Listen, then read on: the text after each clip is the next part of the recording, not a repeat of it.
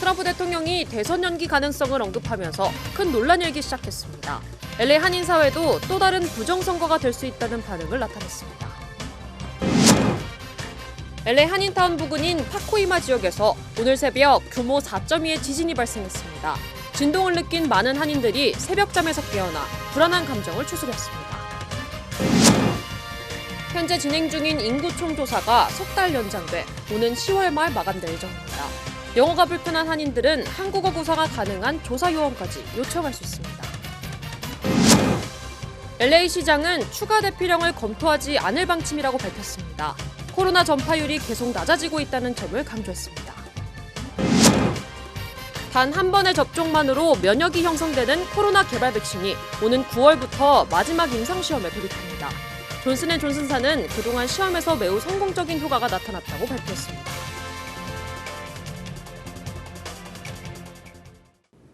네, 오늘 새벽 지진에 잠까지 계신 한인분들 많으실 겁니다. 규모는 4.2 지진이었습니다. 관련 소식은 잠시 뒤에 전해드리겠습니다. 네, 대통령 선거를 연기하면 어떨까? 트럼프 대통령이 대선 연기 가능성을 직접 언급했습니다. 우편 투표에 문제가 있다는 점도 또다시 지적했습니다. 먼저 김수영 특파원이 보도하겠습니다. 트럼프 대통령은 우편 투표의 문제점을 거론하며 오는 11월 3일 대통령 선거 연기를 거론하는 폭탄 트윗을 올렸습니다. 우편 투표 때문에 이번 대선이 역사상 가장 오류가 있는 부정선거가 될 거라며 사람들이 안전하게 투표할 수 있을 때까지 선거를 미루는 게 어떤지 운을 뗐습니다. 의문형 문장을 사용해서 여론을 떠보는 태도를 보였지만 현직 대통령이 대선 연기 가능성을 직접 거론한 것이어서 큰 파문이 일고 있습니다. 트럼프 대통령은 최근 폭스뉴스와 인터뷰에서도 대선 결과에 승복할지 두고 봐야 한다고 발언하기도 했습니다. 그럴 수가 없습니다. 미국 대통령 선거 일자는 의회에서 결정합니다. 1845년부터 11월 첫 번째 월요일 하루 뒤인 화요일에 대선을 치르기로 했는데 단 한 번도 이 규정이 바뀐 적이 없었습니다. 심지어 남북전쟁 때도 대선 날짜를 바꾸지는 않았습니다. 하원을 장악한 민주당이 대선 일자 연기를 동의할 리가 없고요. 공화당도 선거 일자를 미룰 수 없다며 반대 의사를 분명히 밝혔습니다. 결국 실현 가능성도 없는 말을 한 건 오늘 발표된 최악의 2분기 경제 성장률에서 사람들의 시선을 돌리게 하기 위한 거 아니냐는 분석이 나오고 있습니다. 미 상무부는 2분기 국내 총생산 증가율이 마이너스 32.9%를 기록했다고 발표했습니다. 1분기 성장률이 마이너스 5%였는데 하락폭이 훨씬 더 커졌습니다. 이런 감소폭은 1947년 관련 통계를 집계하기 시작한 이후 최악의 기록인데요. 2008년 4분기 세계 금융위기 때 마이너스 8.4%의 4배 가깝습니다. 실업수당 청구 건수도 143만 건으로 집계됐는데 전주보다 12,000건 늘어났습니다. 코로나19가 재확산하면서 실직자도 늘어나고 있는 겁니다. 세계 경제가 받은 코로나19의 충격파도 엄청났는데요. 독일은 마이너스 10.1%, 멕시코도 마이너스 17.3%를 기록해 마찬가지로 사상 최악을 기록했습니다. 지금까지 워싱턴에서 전해드렸습니다. 대선 투표 연기 가능성에 대한 한인사회의 반응은 일단은 말도 되지 않는다는 지적이 많았습니다. 또 다른 부정선거가 될 수 있다는 반응도 나왔습니다. 계속해서 이사명 기자입니다. 도널드 트럼프 대통령이 11월 대선 연기를 언급했습니다. 트럼프 대통령이 느닷없이 선거 연기를 꺼내면서 큰 논란이 예상됩니다. 대부분의 한인들은 트럼프 대통령이 대선 일정을 조정할 수 있는 권한이 없다는 점을 공감했습니다. 대통령과 부통령이 취임하는 것은 1월 20일 정오에 꼭 해야 된다는 것이 이 미국 헌법에 완전히 명시가 되어 있습니다. 오는 11월 선거에서 트럼프가 불리함을 스스로 인정한 것이라는 주장도 나왔습니다. 지금 트럼프가 하는 것은 자기가 지고 있다는 것을 너무 자기도 인식했고 그리고 또 어떻게 하든 시간을 좀 벌어서 상황을 바꿔보기 위해서 수작을 벌이는 거라고 너무 뻔히 생각합니다. 지지율이 하락하고 있는 트럼프 대통령이 시간을 벌기 위한 꼼수라고 한인들은 비판했습니다. 인기 위주로 가니까 우리가 그거는 트럼프 말을 믿을 건 아니잖아요. 일각에서는 트럼프가 개인의 이익을 위해 대선을 좌지우지하고 있다고 비난했습니다. 국가의 일들을 개인의 이익을 위해서 이게 좌지우지한다는 건 말도 안 되는 소리라고 생각하고요. 버락 오바마 전 대통령도 우편 투표를 훼손함으로써 국민의 투표를 좌절시키기 위해 안간힘을 쓰는 권력자들이 있다며 직격탄을 날렸습니다. LA에서 SBS 이삼현입니다. 오늘 새벽 4시 반쯤 LA 한인타운 부근인 파코이마 지역에서 규모 4.2의 지진이 발생했습니다. LA 한인타운 전체에서 상당한 진동을 느낄 정도였습니다. 많은 한인들은 잠에서 깨어나기도 했습니다. 이재린 기자가 보도하겠습니다. 선반에 있던 물건들이 바닥에 떨어지고 마구간에 있던 말이 깜짝 놀라 고개를 듭니다. 오늘 새벽 4시 30분쯤 LA 부근 파코이마 지역에서 규모 4.2의 지진이 발생했습니다. 2시간 뒤 같은 지역에서 규모 3.8의 여진도 이어졌습니다.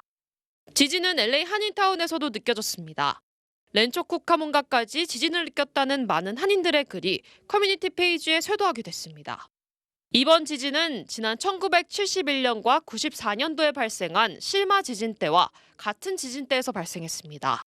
연방지질조사국은 앞으로 한 달 이내에 같은 지진대에서 비슷한 규모의 지진이 재발할 가능성은 10% 정도라고 설명했습니다. There is a small chance of an earthquake as large or larger than 4.2 within the next month. It's about a 1 in 10 chance. 보고된 피해 상황은 없는 것으로 전해졌습니다. 지질조사국은 두려움에 떨 필요는 없지만 이번을 기회 삼아 지진 대비 키트를 준비해두라고 조언했습니다. LA에서 SBS 이재린입니다. 네, 현재 진행되고 있는 인구 총조사 기간이 석 달 더 연장됐습니다. 한국말을 구사할 수 있는 조사 요원까지 요청할 수가 있다고 합니다. 김민우 기자의 보도입니다. 하루 앞으로 다가온 2020 인구 총조사 마감일이 석 달 더 연장됐습니다. 코로나 사태로 인해 10월 31일까지 연장된 겁니다. 인구 총조사를 시작한 올 3월 12일부터 현재까지 미국 내 참여율은 모두 62.7%. 전국 9,270여 가구가 참여한 수치입니다. 한인 거주 비율이 높은 LA 카운티와 LA 한인타운은 참여율이 매우 저조한 것으로 조사됐습니다. LA 카운티의 응답률은 64%, 한인타운 응답률은 50%에 못 미친 것으로 추산했습니다. 연방 센서스국은 인구조사 참여는 지역사회 발전과 예산 혜택에 큰 역할을 한다며 적극적인 참여를 거듭 호소했습니다. 인구조사 참여는 헌법에 명시된 시민의 의무이고 매년 수천억 달러 이상 되는 규모의 연방 예산을 지역사회에 공정하게 분배하는 기준이기 때문에 응답하지 않은 사람이 많으면 많을수록 사실상 지역사회의 손실인 셈이거든요. 온라인과 전화 그리고 우편 접수는 8월 11일까지 가능하며 그 후 가정정보조사원의 방문조사가 시작됩니다. 가구정보조사원들은 해당 주소지에 거주하는 사람과 동일한 언어를 구사하는 사람일 확률이 높다고 전했습니다. 그러나 한국어를 구사하지 않을 경우 한국어를 구사하는 조사원의 요청도 가능합니다. 만약에 동일한 언어를 구사하지 않았을 때에는 거주자들은 모국어를 구사하는 직원으로 교체해서 재방문해달라고 요청할 수 있습니다. 인구 총조사는 체류 신분과 국적에 상관없이 4월 1일 인구조사의 날을 기준으로 미국에 거주하는 모든 사람은 참여 대상입니다. LA에서 SBS 김민우입니다. LA 시정부는 코로나 사태로 인한 추가 대피령은 검토하지 않을 것이라고 밝혔습니다. 코로나 전파율이 점차 감소하고 있다는 점에 주목하고 있습니다. 시정부는 코로나 확진자 감소세가 앞으로 나타날 것이라고 전망했습니다. 전용훈 기자입니다. LA시 코로나 상황은 나아지고 있으며 추가 대피령은 내리지 않을 것이다. 에릭 가세트 LA시장이 LA시의 경제활동을 추가로 제한하지는 않겠다고 밝혔습니다. 아직 코로나 확산세는 계속되고 있지만 방역 조치에 대한 효과가 조금씩 나타나고 있다는 겁니다. And the latest guidance from UCLA infectious disease expert Dr. Robert Kim Farley suggests we may see cases begin to go down in the next couple of weeks, averting any further closures. 가세티 시장은 코로나 확산 감소 예상은 철저한 마스크 쓰기와 거리 두기 등을 전제로 한 것이라고 덧붙였습니다. 최근 LA 카운티 지역의 코로나19 전파율도 조금씩 낮아지고 있다고 강조했습니다. 가세티 시장은 이번 주 코로나 전파율이 0.92를 기록해 지난주 0.94에 비해 소폭 감소했다고 밝혔습니다. Positive news is the county now estimates the transmission rate is now down to 0.92. That's down a little bit even from last week. Last week it was 0.94. This represents that what you are doing is having an impact. 가세티 시장은 모든 시민들의 노력이 성과를 내고 있다며 방역 수칙을 보다 철저히 지켜줄 것을 거듭 당부했습니다. LA에서 SBS 전영웅입니다. 네, 코로나 백신 개발과 관련된 소식이 또 나왔습니다. 한 번 접종만으로 면역 항체가 형성되는 백신에 대한 기대감도 커지고 있습니다. 이 백신의 마지막 임상시험은 오는 9월부터 시작될 예정이라고 합니다. 이사명 기자입니다. 제약회사 존슨앤존슨이 1회 접종으로만 항체를 만드는 백신 시험을 시작했다고 밝혔습니다. 존슨사는 원숭이에게 백신을 1회 투약한 결과 항체를 만드는 데 성공했다고 발표했습니다. 이에 따라 건강한 성인 1000명을 대상으로 백신을 투약할 계획이라고 설명했습니다. 특히 65세 이상의 고령층을 대상으로 한 임상시험도 착수할 예정입니다. 임상시험에서 좋은 결과가 나올 경우 오는 9월에 대규모 3상 임상시험을 계획하고 있습니다.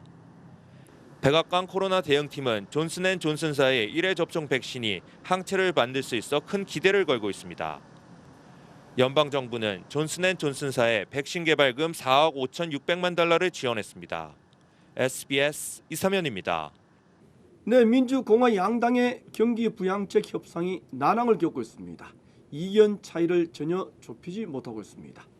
트럼프 대통령은 경기 부양 지원금을 더 올릴 수도 있다는 뜻을 시사했습니다. 전용훈 기자입니다.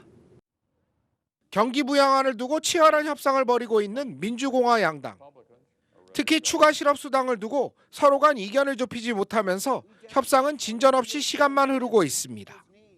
공화당은 $200, 민주당은 $600에서 한치도 물러서지 않고 있습니다. 일부 공화당 의원들이 협상 기간 동안 임시 연장안을 제안했지만 민주당 측은 협상이 더욱 지연될 수 있다며 반대했습니다. 양당이 서로 비슷한 조건을 제시한 $1200 현금 지원금마저 협상이 난항을 겪고 있습니다. 최근 트럼프 대통령이 $1200보다 더 많이 지급해야 한다고 언급하면서 빠른 합의는 쉽지 않을 전망입니다. 더구나 최근에는 공화당 내에서도 다른 제안들이 나오고 있습니다. 현금 지원금을 성인이나 미성년자 상관없이 $1000씩 주자는 의원들도 나왔습니다. 벌써 지난 며칠간의 협상에서 전혀 진전을 보이지 못한 가운데 다음 주 극적 타결이 이루어질 것인지 관심이 집중되고 있습니다. LA에서 SBS 전영웅입니다. 네, 코로나 재확산 추세가 이어지면서 주간 실업수당 청구 건수가 2주 연속 증가했습니다. 지난주 신규 실업수당을 청구한 사람은 모두 143만 명으로 나타났습니다. 전주보다 12,000여 건 더 늘어난 수준입니다. 연방 실업수당이 중단된 이후인 다음 주에 실업수당 신청 건수가 주목됩니다. 미국의 경제 성장률 추락에도 불구하고 오늘 뉴욕 증시는 혼조세로 마감됐습니다. 기술주가 강세를 보이면서 나스닥 지수는 0.43% 오른 1588에 장을 마쳤습니다. 실적 발표를 앞두고 있는 애플과 아마존, 그리고 페이스북, 구글 모회사인 알파벳은 일제히 올랐습니다. 네, 다음 소식입니다. 미국은 독일에 주둔하고 있는 미군의 3분의 1을 감축하기로 전격적으로 결정했습니다.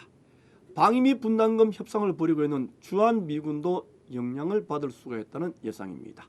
보도에 김혜영 기자입니다. 트럼프 대통령 지시 2달 만에 독일 주둔 미군 3분의 1 감축안이 나왔습니다. Will reposition approximately 11,900 military personnel from Germany. 돈, 즉 방위비는 적게 내고 미군 보호만 받는 부자 나라들이 있다며 끊임없이 불평해온 트럼프가 마치 본보기 보이듯 감축안을 밀어붙였습니다. 미국 대선을 의식한 조치로 실제 감축까지는 몇 년이 걸릴 수도 있지만 방위비 협상이 지지부진한 우리로서도 트럼프가 주한미군 감축 카드를 흔드는 게 아니냐는 우려가 나오기도 합니다. 정부는 일단 주한미군 감축설에 분명한 선을 그었습니다. 주한미군의 역할과 중요성에 대해 확고한 공감대를 가지고 있다. 전문가들도 유럽의 주동미군과 아시아의 주한미군은 중국, 북한 견제라는 전략적 가치에서 비교 불가라고 지적합니다. 미국이 현재 중국을 최대 위협과 도전으로 생각하고 있는데 주한미군 기지가 굉장히 중요한 역할을 하고 있습니다. 다만 붙박이 주둔군보다는 글로벌 순환 배치를 강화한다는 게 미국의 전략인 건 분명합니다. 현재 한미 방위비 협상은 인상폭에서 큰 폭의 차이를 보이며 양측의 신경전이 이어지고 있습니다. 때문에 방위비 협상 결론이 날 때까지 트럼프는 유연성 강화라는 미군 운용 전략의 문제를 돈 안 내면 줄이겠다는 식의 압박용 선거 이슈로 계속 활용할 가능성이 커 보입니다. SBS 김혜영입니다. 네, 20대 탈북자가 다시 월북하면서 닷새 전 북한은 코로나 방역 비상사태를 선포했습니다. 오늘은 감염자가 단 한 명도 없는 청정 지역이라는 점을 다시 공개 선언했습니다. 그 배경은 바로 이렇다고 합니다. 안정식 기자가 분석했습니다. 개성으로 월북한 김모 씨가 코로나 감염자로 의심된다며 최대 비상체제를 선언한 지 닷새 만인 오늘 북한 관영 노동신문은 아직 북한에 단 한 명의 코로나19 감염자도 발생하지 않았다고 보도했습니다. 코로나 청정 시대를 다시 선언한 건데 일단 월북자 검사 결과 음성을 확인한 것으로 보입니다. 우리 방역 당국도 월북자 소지품에서 코로나19 바이러스가 검출되지 않았다고 확인했습니다. 북한은 그러나 최룡해 국무위 제1부위원장이 개성 인근을 시찰하는 등 비상 방역은 계속하고 있습니다. 개성시와 인접한 지역에 긴급 전개된 방역 처소들을 돌아보면서 그동안 북한이 부산을 떤 이유는 취약한 방역 체계 탓에 월북자가 감염됐을지 실제 우려한 점도 있겠지만 결국 외부에 대한 경계심을 높이면서 체제 결속을 노린 것이란 해석이 나옵니다. 북한은 최대 비상사태라면서도 지난 27일 마스크도 쓰지 않은 채 전국 노병대회를 개최하는 등 체제 결속에 주력하고 있습니다. 이인영 통일부 장관은 남북 방역협력 강화를 희망했습니다. 개성뿐만 아니라 북쪽의 어느 곳에서든지 코로나19 방역과 관련해서 우리가 협력할 일이 있다면 언제든지 해야 하겠다. 월북자가 코로나를 옮기지는 않은 것으로 북한이 정리한 만큼 이번 일이 남북 관계에 악재로 작용할 가능성은 낮아졌습니다. SBS 안정식입니다.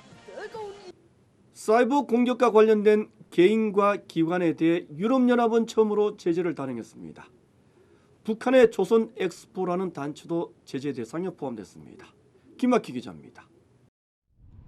유럽연합 EU 이사회는 다양한 사이버 공격에 책임이 있거나 관계가 있는 개인 6명과 기관 3곳에 대한 제재 부과를 결정했다고 밝혔습니다.